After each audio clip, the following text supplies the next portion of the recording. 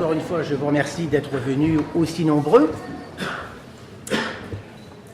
J'en ai profité pour inviter Gérard Charolois, qui, on peut dire, est du sud-ouest aussi, puisque habitant la Dordogne, c'est le président d'une association, je pense que vous connaissez très probablement, qui s'appelle Convention Vie et Nature.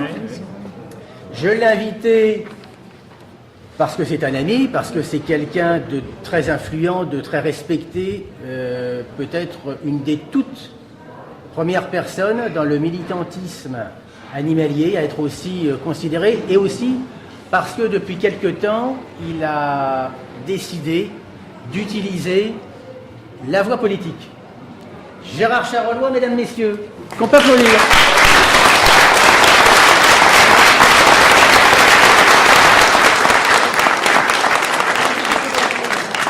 Bien, chers amis, d'abord je remercie Christophe de son invitation et je vous remercie d'être là, nombreux. Bon, j'espère que vous m'entendez. Oui. Oui. D'accord. Bien.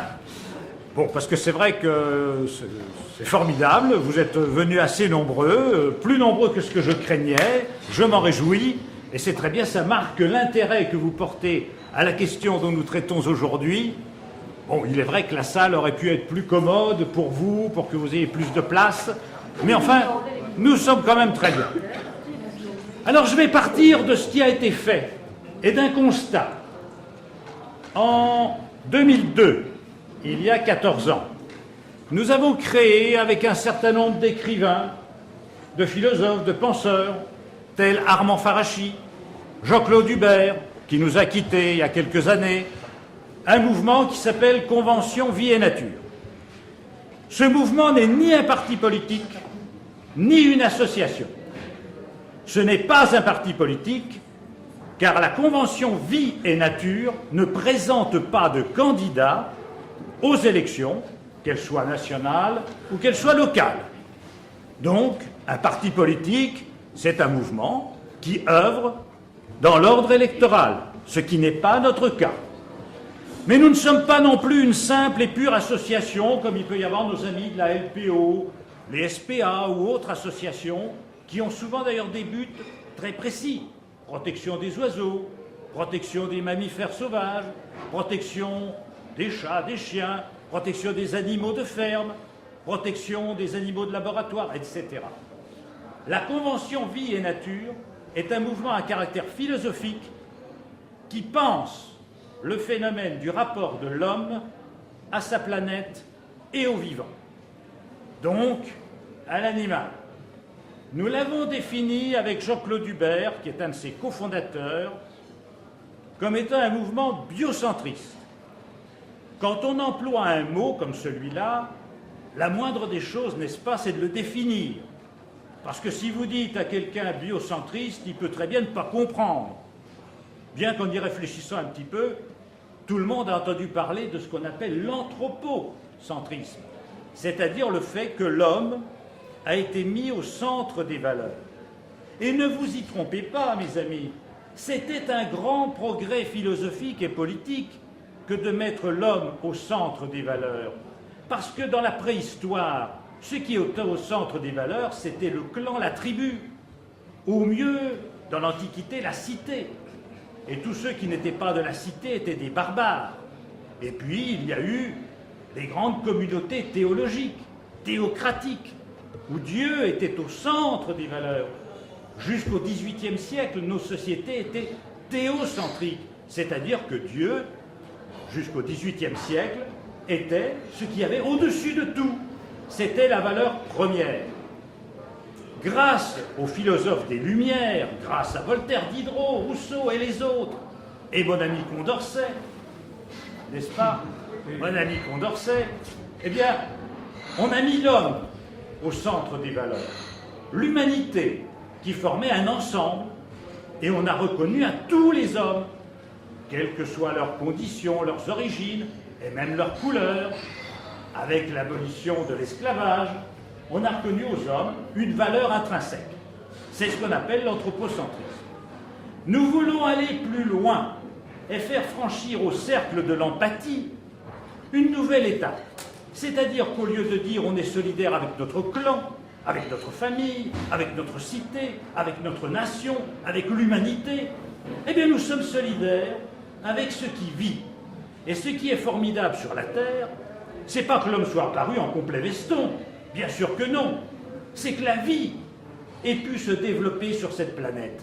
C'est ça qui est formidable, c'est la vie qui est apparue et qui a évolué, et qui évolue, et qui continuera à évoluer. Nous sommes une espèce parmi d'autres espèces, et tout être vivant a en soi une valeur. Ce qui veut dire qu'il faut à la fois conserver et les espèces, c'est ce qu'on appelle la biodiversité, et en même temps respecter chaque individu en tant qu'être sensible. Au fond, qu'est-ce qui fonde la dignité d'un être? Qu'est-ce qui fait que nous avons le droit de vivre, le droit de ne pas être maltraité, de ne pas recevoir des coups de bâton ou des coups de fusil, ou d'être déchiqueté par des bombes? C'est quoi? Alors certains vont dire, c'est notre intelligence, parce que nous sommes indéniablement, de tous les animaux de la planète, les plus intelligents. Sans doute, nous avons conçu des tas de choses formidables, bâti des œuvres d'art, des bâtiments, inventé des remèdes, construit des tas de machines formidables qui nous permettent de communiquer aux quatre coins de la planète. Très bien. Mais si c'est l'intelligence qui fonde le droit à ne pas être maltraité, cela voudrait dire qu'un enfant en bas âge, qu'un vieillard sénile ou qu'un débile mental pourraient être, eux, torturés, maltraités, ignorés dans leurs droits fondamentaux, puisqu'ils ne sont pas dotés de cette capacité intellectuelle. Non. Ce qui fonde le droit à ne pas être maltraité, c'est la capacité d'éprouver le principe du plaisir des plaisirs.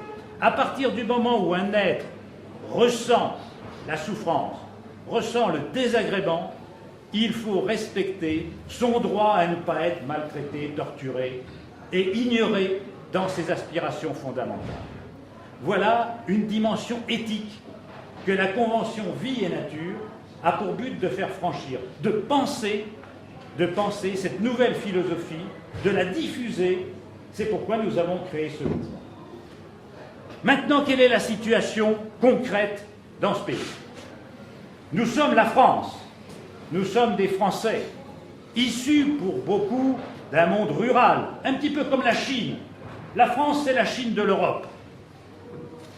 Beaucoup sont des descendants ou des proches d'agriculteurs, c'est-à-dire de gens qui ont appris culturellement à utiliser l'animal comme une marchandise.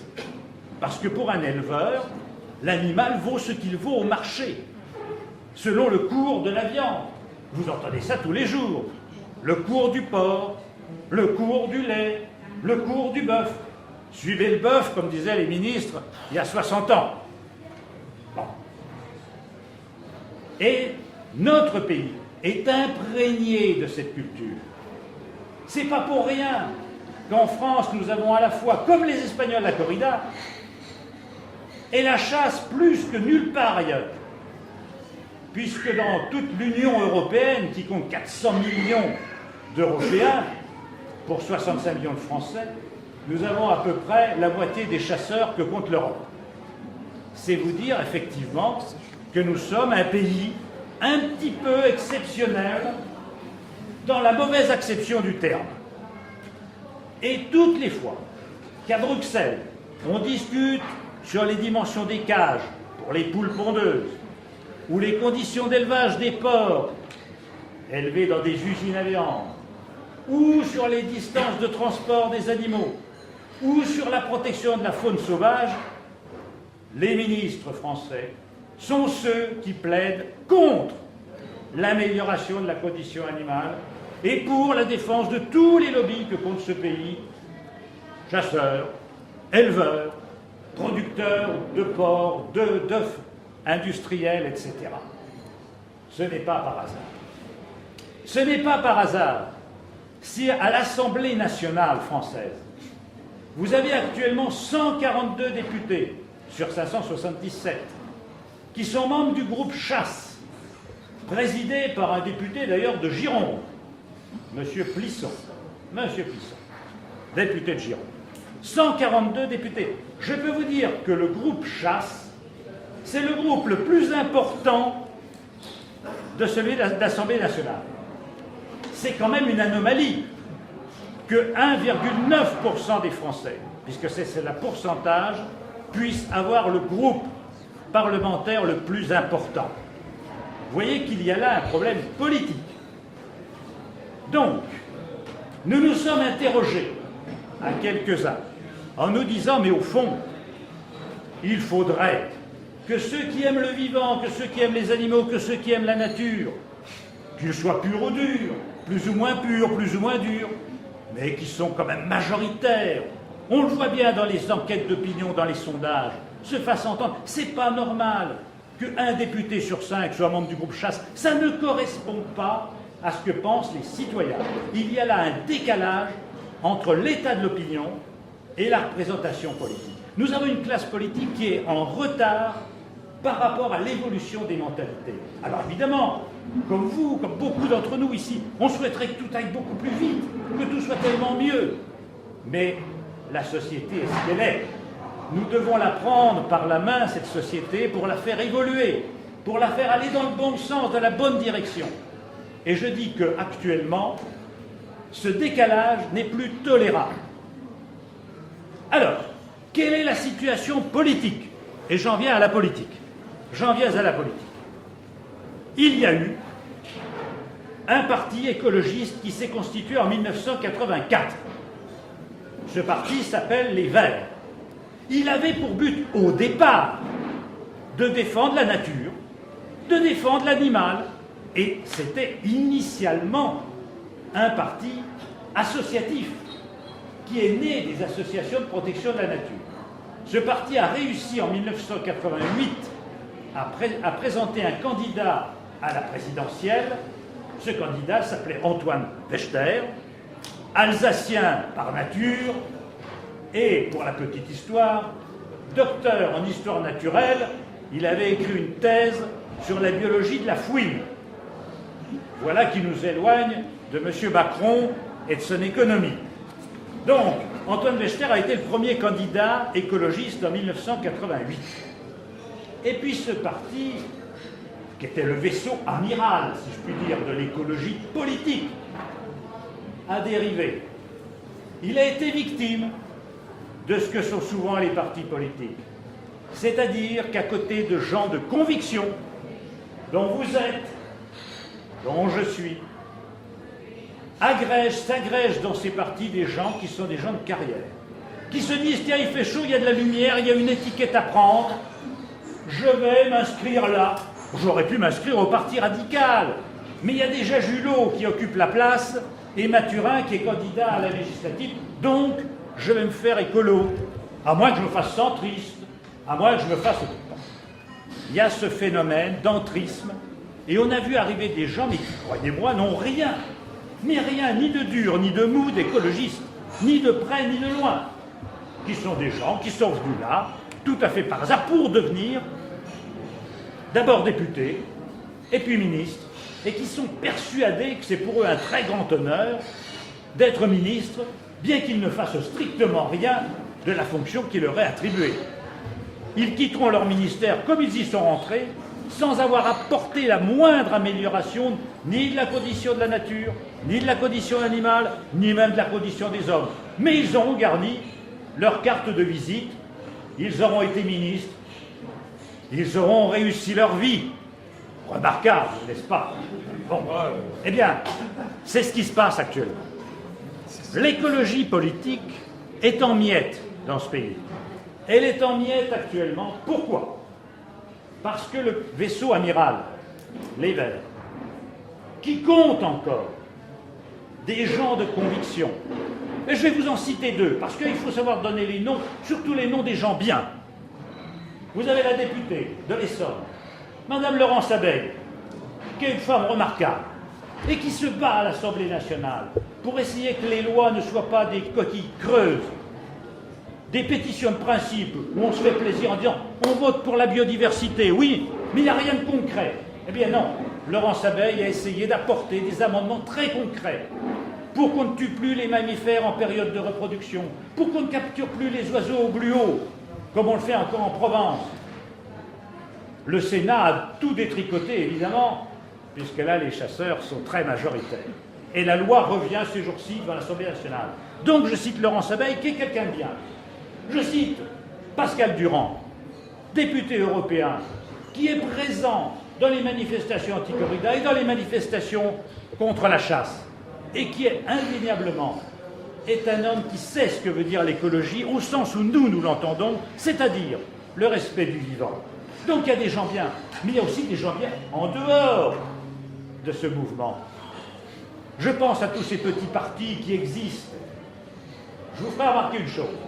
Lorsqu'il y a une élection législative dans vos circonscriptions, vous constaterez qu'il y a 2, 3, 4, voire 5 candidats, vous voyez l'étiquette sur leur bulletin de vote, écologistes. Alors il y a les écologistes indépendants, qui sont différents du mouvement des écologistes indépendants, qui sont différents de tel autre mouvement d'écologie nouveau, etc. Et vous avez 4 ou 5 candidats qui se réclament de l'écologie et qui réalisent quoi? 1%, 1,5%, au mieux, qu'ils sont tout contents. Quand ils passent à 1,5%, ils ont battu celui qui a fait 1. Bon, ils sont tout contents. Mais ça ne pèse rien. Il faut dire ce qui est, mes amis. Avec ça, on ne gagne pas. Parce que ne vous y trompez pas. Le résultat des élections, ce qui est important, ce n'est pas d'envoyer un copain occuper les palais nationaux. Ce qui est important, c'est de créer un rapport de force. Si vous pesez 10 ou 15% dans une élection, vous comptez, on a besoin de vous, on vous respecte. Si vous faites 1 ou 2%, vous faites rire les politiques. Pour eux, vous ne représentez personne, donc ils ne vont pas prendre en considération les dossiers que vous allez apporter. Et quand nos amis associatifs viennent trouver le député, ou viennent trouver le sénateur, ou viennent trouver un ministre, on leur dit, la SPA, la Fondation Bardot, combien de divisions? C'est-à-dire, qu'est-ce que vous représentez au niveau du rapport de force? Il faut sortir de ce cercle vicieux qui nous conduit d'échec en échec. Comment? Eh bien, je vous le dis. D'abord, c'est en rassemblant, c'est en réunissant, c'est en faisant qu'il n'y ait pas 5 candidats écologistes qui se battent pour 5 électeurs, qu'il y ait autant de candidats que d'électeurs. Mais je le dis des fois avec humour, quand il y a une manifestation de défense animale, amis journalistes, vous pouvez aller trouver n'importe qui dans la foule et dire bonjour Madame la Présidente, bonjour Monsieur le Président, vous êtes sûr de ne pas vous tromper, ils sont tous présidents de quelque chose. Il y a autant d'associations parce que de militants. C'est vrai aussi en politique. C'est malheureux. Il faut rassembler. Il faut réunir par-delà les nuances, par-delà la richesse de nuances qu'il peut y avoir entre les uns et les autres. Quand vous êtes d'accord, je le dis toujours à mes amis, quand vous êtes d'accord avec quelqu'un à 80%, dites que vous êtes d'accord. Pourquoi? Mais parce que nous ne sommes pas des clones. Et heureusement que nous ne sommes pas des clones. Nous avons des différences. Nous avons des différences de sensibilité, de culture, d'histoire personnelle. Même les clones, d'ailleurs, du fait de ce qu'on appelle l'épigénie, ne sont pas tout à fait identiques. Les Verts étaient partis pour présenter Mme Cécile Duflot, ministre du Logement du premier gouvernement de M. Ayrault. Elle est actuellement dans les sondages à 1%. Il y a d'ailleurs certains qui lui chantent la chanson de Michel Delpech, « Ma pauvre Cécile », j'ai 73 ans, mais ma pauvre Cécile, tu fais 1%. Bon, donc, il est peu probable que Cécile Duflot se présente dans ces conditions. D'accord. Donc, j'ai envisagé de me présenter pour défendre les valeurs qui sont celles de la Convention Vie et Nature et qui sont celles qui vous habitent tous les uns et les autres, avec les variances et les nuances que j'expliquais tout à l'heure.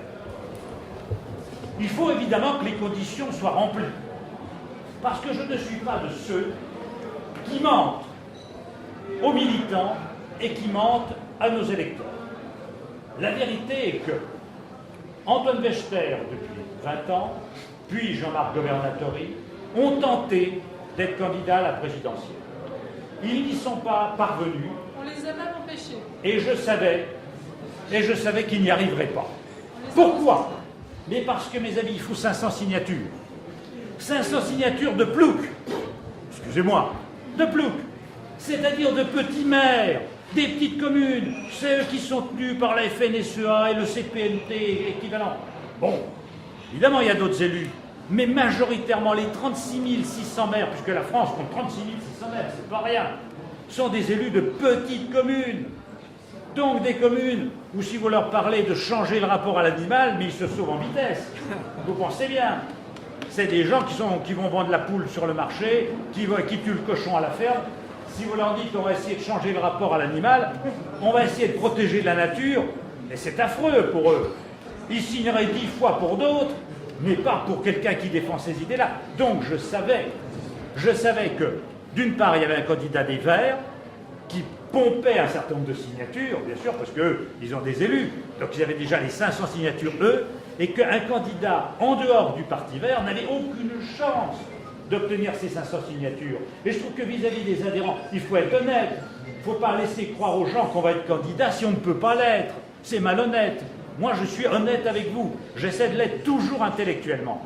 Donc, s'il n'y a pas de candidat vert, parce que les Verts ne peuvent pas présenter de candidat, on peut essayer d'obtenir les 500 signatures.